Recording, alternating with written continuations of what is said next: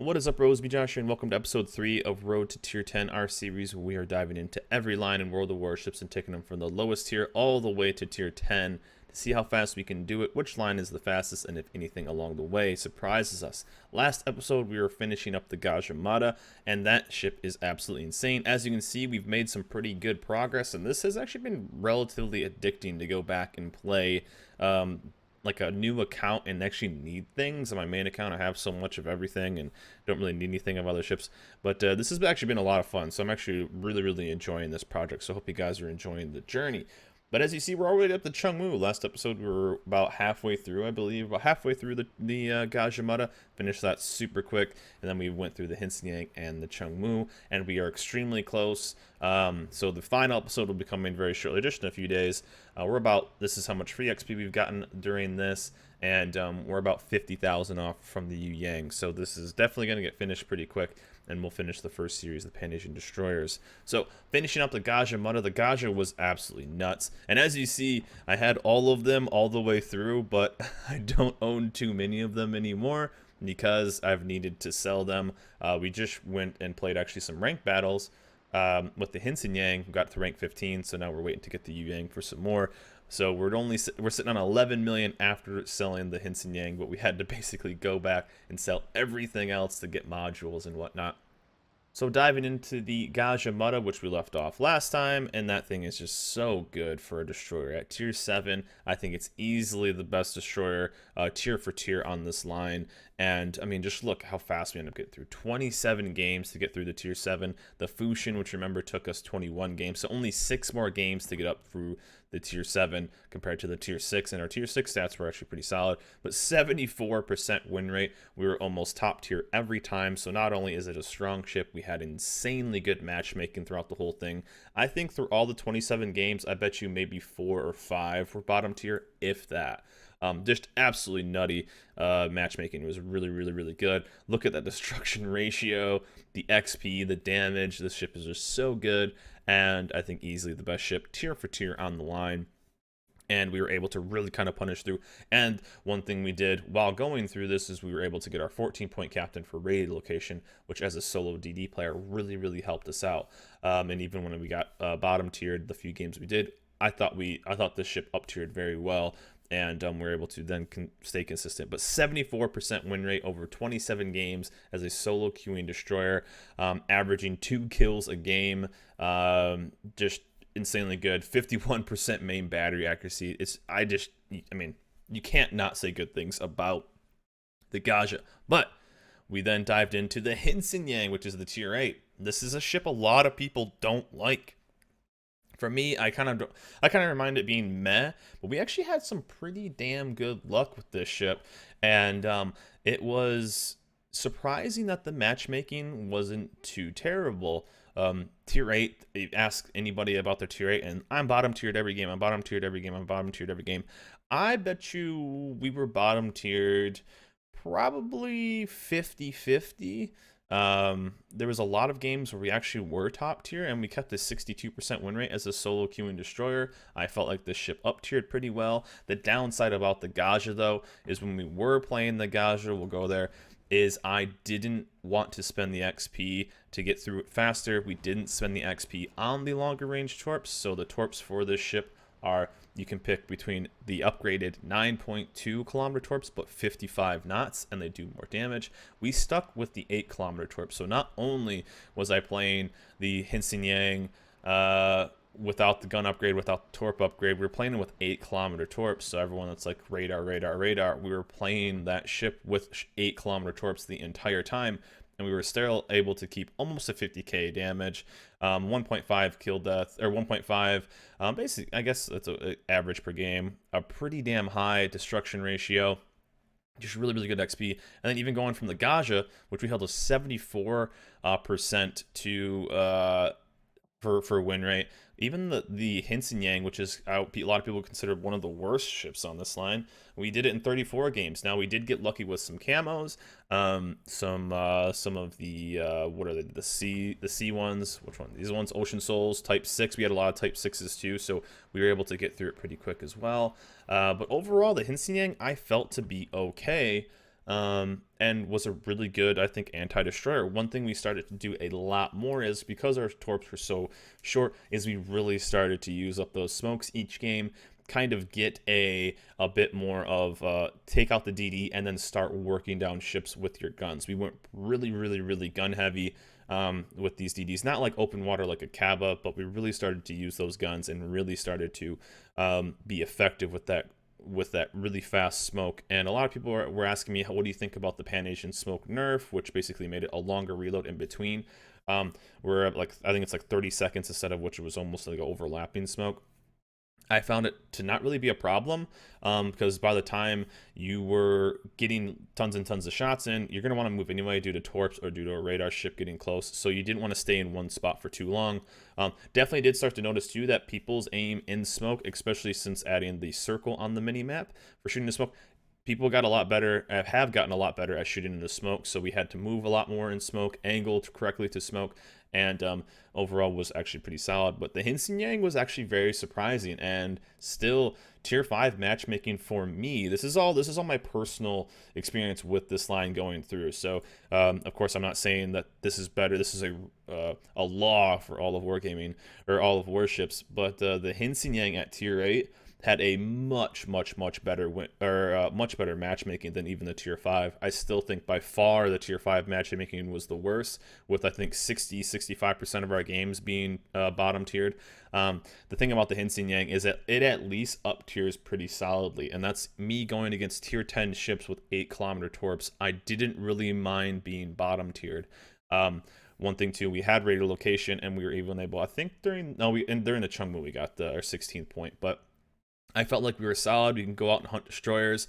One thing too is it was a bit annoying, especially since it's a very DD heavy. It was a very DD heavy match, or matchmaking recently, that there was like 4 or 5 destroyers in each game. The deep water torps were a bit of a downside when we were getting up tiered, which was kind of fine, but so basically you had to win gunboats, and with the Kitakazi and a lot of other gunships out right now, we did kind of get picked on from time to time, but I felt overall the ship was pretty effective. We held a really good win rate, 62% for a solo queue. That's solid in this very hostile tier 8 matchmaking, but we were about 50-50 bottom tier and top tier. I didn't really mind the matchmaking at all throughout our 34 games.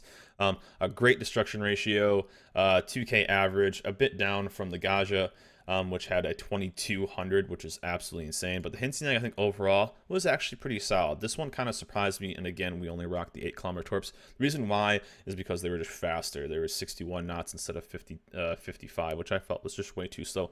But overall, I enjoyed it. In 34 games, we killed 51 ships. We kept a 46% for gun accuracy. I mean, still a really good game, really good ship overall.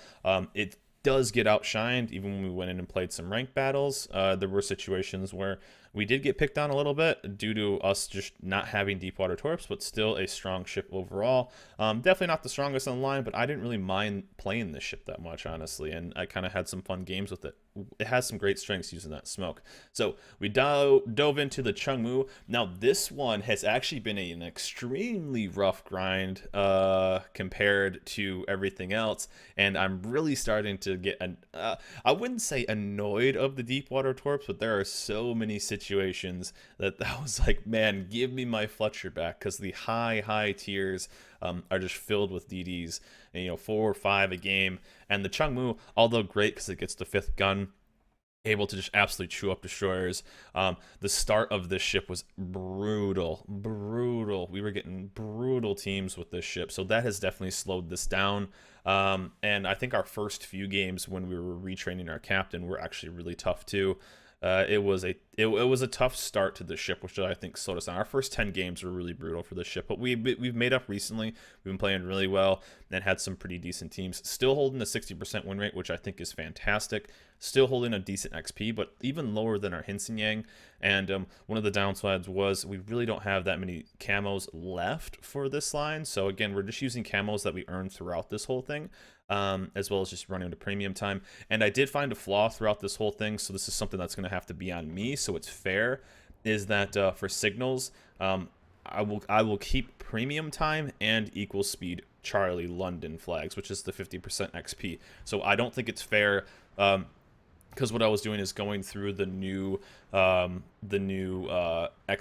the new campaign. So I was getting a lot of these flags. So I didn't think it was fair. So just a side note, through the rest of the series, I was going to do it only with premium time and the flags we earn. But it didn't seem fair to only have XP flags for some of the ships and not for the others. Still earning camos throughout this thing, that'll be purely up to that. So earning coal, getting lucky on that, that'll definitely influence the game. But we're going to keep Equal Speed Charlie as well throughout this entire series, just to keep it, just to keep that kind of thing to maybe not offset a bunch of lines getting tier 10 extremely fast. So just want to make a little side note on that. But overall, I mean, the Chung Mu is great. It's a great ship. And I'm really kind of enjoying it, and we're getting through it really fast. It's taken more games than I thought, though, and I think that's just the start of it. We've had a couple rough patches where we just go on like 4 or 5 game losing streaks with this ship, and that's just part of it. But the thing is, we've been able to just, 1, really start working its guns. We started going a lot more gun heavy with this ship, and 2, getting just a lot of caps and contending against other destroyers. Still really good. We got our 16-point captain too, which was kind of interesting. Getting 16 points. I wonder if we'll ever get like a 17 or 18 point. We'll see which line gets the highest here. But pretty decent overall stats. But again, it's kind of gone down. I mean, compared to the Hsienyang or destruction ratio of 5.6, Chung Mu, we're just at a 2. So there's a lot, there's a lot going on with this one. But still, we're going to finish this up pretty quick, and then we'll get the last episode. So overall, things I'm noticing also with the Chung Mu, though, we are going to be sticking with the 9.2, so we aren't running those 10.5s. And this was something that was very brutal, that if you could, and I really thought about doing this, but I'm just trying to get through it as fast as possible, the 10.5 kilometer torps are so much better. Not only are they longer range, but they're 11 knots faster. It was really tough for me to figure out if I get these torps. I 100% think it probably would have evened out with thinking about getting 25k XP. That's probably, you're looking at 6-7 extra games just to get that. So I decided to not go for that. If you're just playing this line out, though, I probably would. This line, of course, is extremely good, but we're just trying to get to tier 10 as fast as possible in the series. So I decided to not use these, which has definitely been a bit of a bummer. So we're rocking the 9.2 kilometer torps, basically the Hsienyang upgraded torps. 9.2, 55 knots. Still getting lots of torpedoes, though. And but still, I wish I could get these. I wish I could. They're so good. But I just want to speed it up, because I would add another 25k, which even getting 3, 4, 5k a game, you're still looking at 5 extra games. And I just don't think you'll make up for it. You'll ever get that XP back. I don't think those torps will get you 25k more XP, which is, the value I'm putting on those torps. But overall, this line has been fun. Things that I've noticed, the biggest things I've noticed so far throughout these ships is, 1, the deep water torps are definitely shown, especially as a solo DD. They have definitely shown to be semi-weak in a very heavy. Of course, the Panasian DD line does better the less destroyers there are in the line, because of how the torps work. So with a very DD heavy meta, in matchmaking right now, they are kind of showing their true colors of being weak against a lot of destroyers. So you have to go guns, and that's one thing I've noticed is not really taking a lot of torps, but really just having to go guns versus guns. You can only do so much with this DD, but if you do get into a situation where you can like kill off a DD and have a flank, you just go to town and just farm all day, which is crazy. So that's one thing that I've noticed the most, is the actual deep water torps being a bit frustrating from times when there's 2-3 destroyer enemy DDs in a cap and you can only do so much. But anyways, we're going to get through this, and then we'll do the last episode on that, and then I will let you guys pick the next line. Remember, the next line that you guys pick, we're doing every ship in the game besides the 2 CV lines, as well as basically the entire USN. So no CVs, no USN DDs, cruisers, or battleships, because I'm using the USN Nation as another series for beginners. So anything else will be fair game, and you guys will get to pick that. So start getting your votes ready. So on the next episode, the final episode, we will unlock the Hsienyang. We'll do a whole briefing, and then we'll get basically like a leaderboard, talk about the strengths, weaknesses of the line, which ship was the best, which ship was the worst, reasoning behind that, and then we'll do a leaderboard basically of how many games it took us to get to get to tier 10 and see if we can beat that over time. And then you guys get to pick on the next line. So get an idea of what you guys would like to see next, because after the next episode, I will let you guys pick and then we'll dive right into it. So expect that next video pretty short, just in a couple days. But anyways, guys, that's it for me. We'll finish up the Chung Mu. We'll get through. This has been a lot of fun. Hope you guys have enjoyed this series. So just a quick recap. The Gadjah was insanely strong at tier 7. The highlight of this line, and so good. The Hsienyang was actually surprisingly good. This game, I think, gets a lot of this ship gets a lot of grief from a lot of players, and the matchmaking was surprisingly better than what I thought it would be. Tier 8 matchmaking, if you ask anybody, tends to be really brutal, and if you're tier 8, you're basically playing tier 10 ships. We didn't really see that all the time. It was about a 50-50. And then the Chung Mu, we had a really rough start with this ship. I think we would probably be done with this ship already. We used like a lot of our good camos early, and they were just tough starts, a really tough and kind of an uphill battle with this ship. But later in this like the later games, we've really started to just ramp up and just have really good games. And we're still super bummed that we aren't going to be able to get those torpedoes, but I don't think we can throw away the extra games just to be able to afford them. And running out of credits too. That's one thing we did notice too, is I would have loved to keep the ships behind just to have it as the series, but there's just no way you earn enough credits to keep every ship. We've had to go back and basically sell almost every destroyer to be able to afford stuff like the Chung Mu. And then we're going to sell the Chung Mu again, of course, to get the Hsienyang. But anyways, I'm excited to get the first tier 10 on this account, and then we can continue playing ranked battles as well, because we're playing those live on the stream. So if you haven't, you can come check out and watch us play some ranked. But anyways, guys, that's it for me for this video, this episode of Road to Tier 10, our series. We're going over every line in World of Warships from the lowest tier all the way to the top tier, and seeing whatever we find out, seeing which line does it the fastest. But that's it for me, guys. Hope you guys enjoyed this video. Remember, like, subscribe, and I'll see you guys next time.